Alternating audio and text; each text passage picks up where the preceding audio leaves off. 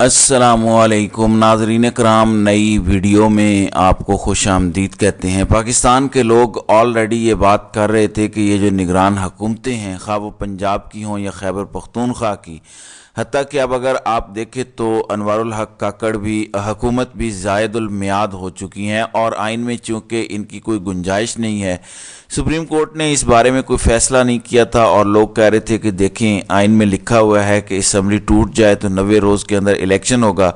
जब पंजाब और खैबर पख्तूनख्वा की असम्बली टूटी तो उस वक़्त कुछ जज साहिबान ने कहा कि ये देखना पड़ेगा कि असम्बली तोड़ने वाले की नीयत क्या थी, असम्बली क्यों टूटी। चलें, शहबाज शरीफ ने तो हलाल असम्बली तोड़ी, बेशक 1-2 रोज़ पहले ही तोड़ दी। तो 90 दिन में इलेक्शन होने थे, ना पंजाब ना खैबर पख्तूनख्वा वहाँ पे 90 दिन में इलेक्शन हुए, कौमी असम्बली और बाकी जगहों पर भी इलेक्शन नहीं हुए, तो इसको ज़ायदुल मियाद हुकूमतें कहा गया। सब लोग कह रहे थे कि ये आइनी हुकूमतें नहीं हैं। उसके बाद अब मामला इलेक्शन का आ गया जस्टिस काजी फायज़ ईसा के सामने।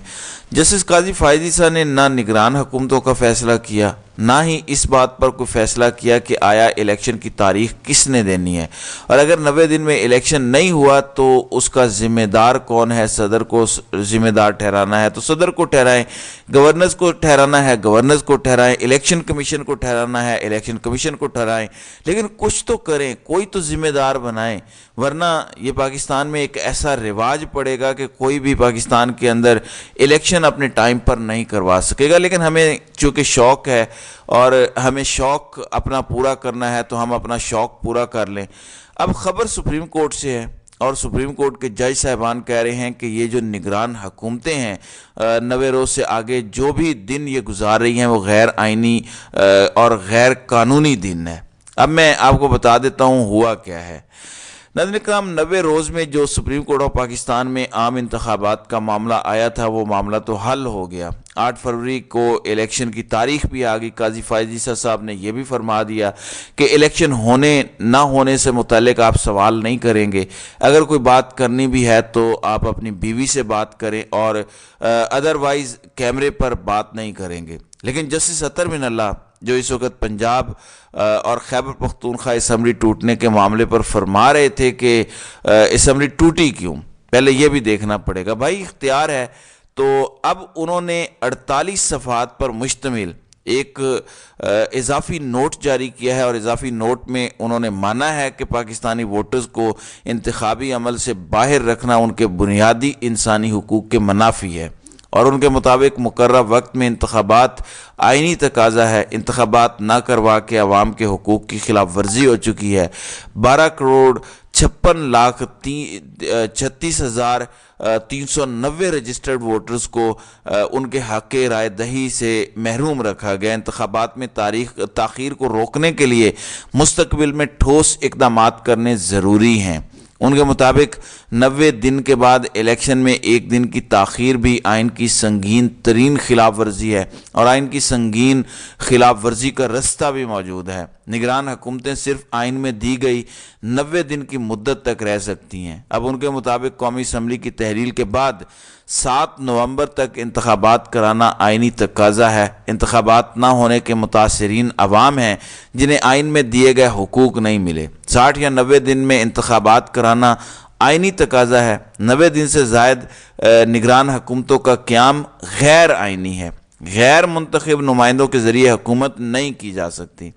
अब जब जस्टिस अतर मिनल्लाह ये कह रहे हैं कि 90 रोज़ से ज़ायद निगरान हुकूमतें नहीं रह सकती, तो क्या काजी फायज़ ईसा अनवारुल हक काकड़ की हुकूमत को घर भेजेंगे, मोहसिन नकवी की हुकूमत को घर भेजेंगे? मेरे ख्याल से अब हमारे मौजूद जज साहिबान को अपने गिरेबानों में झांकने की ज़रूरत है।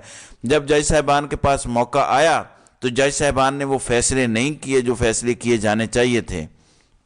हमारे मौजूद जज साहिबान ने उस तरह से स्टैंड नहीं लिया और पाकिस्तान में 90 रोज़ से इलेक्शन आगे चले गए और ये प्रैक्टिस सेट हो जाएगी। कौन इसको रोकेगा? ये भी एक तरह का मार्शल लॉ है जिसके सामने रुकावट डालनी चाहिए थी, लेकिन हमारे मौजूद जज साहिबान ये करने में उस तरह से कामयाब नहीं हुए।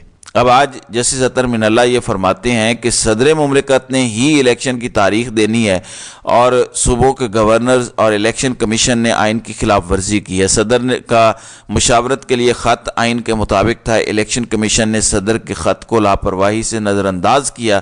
الیکشن کمیشن کی جو پٹیشن ہے وہ آئین کے خلاف تھی اور ان کے مطابق اگر صدر نے تاریخ نہیں بھی دی تھی تو الیکشن کمیشن خاموش تماشائی بن کر نہیں رہ سکتا تھا، اور یہ عدالت کا کام نہیں ہے کہ وہ انتخابات کی تاریخ کا تعین کرے۔